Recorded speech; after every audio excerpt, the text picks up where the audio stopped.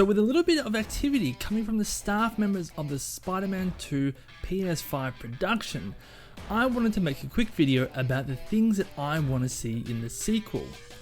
Given the nature of this video, I will be touching on some of the key plot points and some things in the first game. This means that if you haven't played this game yet, there are going to be some spoilers, so just be aware of that. Now, by me making these suggestions of what I want to see in this game, I am in no way inferring that Spider-Man PS4 is bad.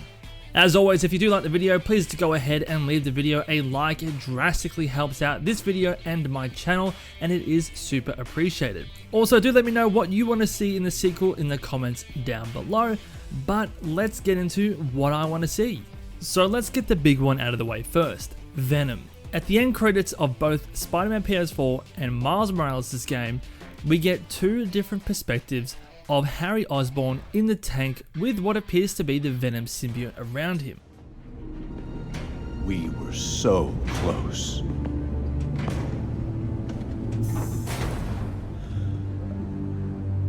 But I'll keep trying.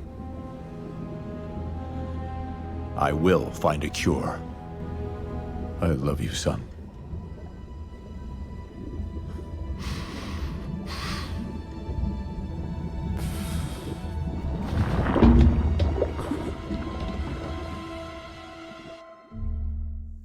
I would absolutely love to see a fully realized Venom in a game. The devs have even addressed that this is the reason why they left the black suit out as a selectable suit, because they feel like this arc is one of the most important and loved arcs in all of Spider-Man stories, and they also wanted to do it justice. Now, if they are going to go with the symbiote storyline, I want them to lean into it hard. I don't particularly want a morality system where your decisions dictate how much the symbiote takes over, although that would be kind of cool. I do want them to really focus on the story of the symbiote and its impact and effect on Peter. Really drive home how much of an upgrade this suit gives Peter.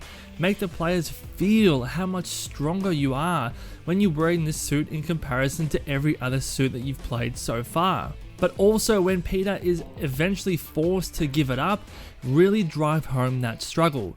Make players care for the suit, make them wish they didn't have to give it up, and drive home what benefits of the suit will be lost when you have to give it up. Show the player how it impacts Peter's thoughts, behaviors, relationships, and his perceptions.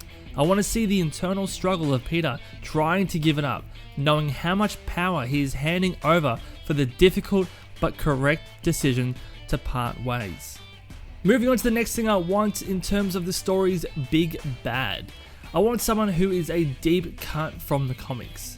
Yes, we could get Venom as a villain, however, Venom isn't typically the one to organize large operations against Spider-Man.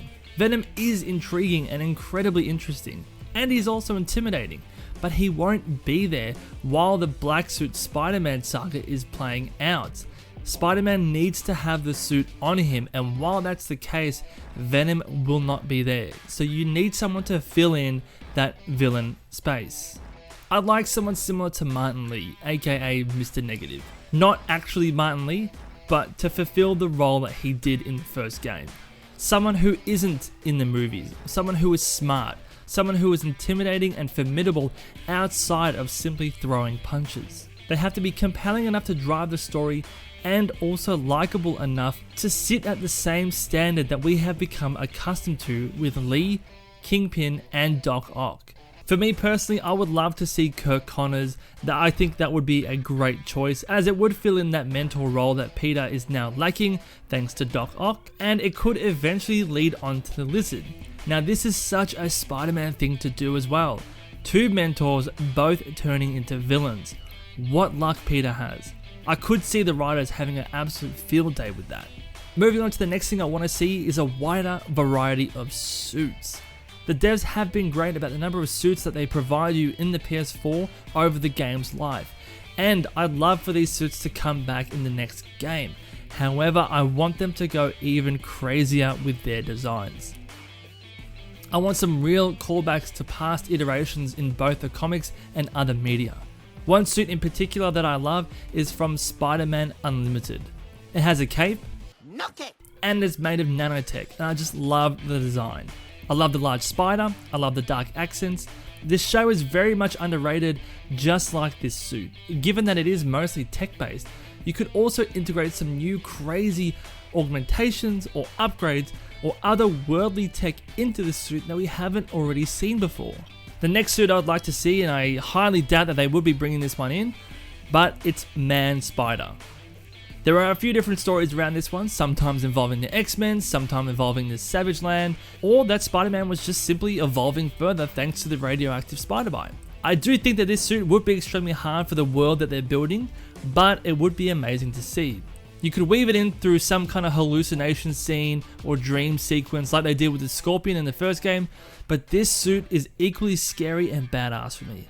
I can almost guarantee that they will introduce suits from the movies as well, so we'll probably be getting the integrated suit, the black and gold suit, Tobey's suit, and Andrew's suit, although I do wish they do bring in the Amazing Spider-Man 2 suit, as that is my favorite suit of all time. This is the one I'm most interested in. Let me know what suits you want to see in the sequel game. The next thing I want are actual models and people on boats. Enough said. The next thing. A larger variety of mini missions or crimes to stop. In Spider-Man PS4, we really only got muggings, car chases, robberies, or dispersing gas. After a while, these missions became unappealing and I just ignored them if I could. I'd love for them to evolve and lean into the idea of territories. Kingpin had a bunch of territories and you'd have to take them down in the first game. So I'd love if some heavy hitting villains set up their own territories now that Kingpin is gone, and you'd have to slowly take out their goons and foil their plans while slowly making your way up the food chain to eventually fight that villain.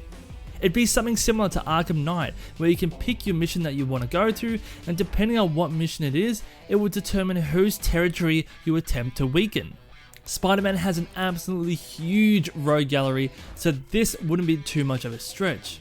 It would be a lot more interesting than multiple carjackings, and it's just another excuse to see some other villains that may not be big enough to justify a whole story being based around them, but you also get to appreciate and see some characters that you want from the comics.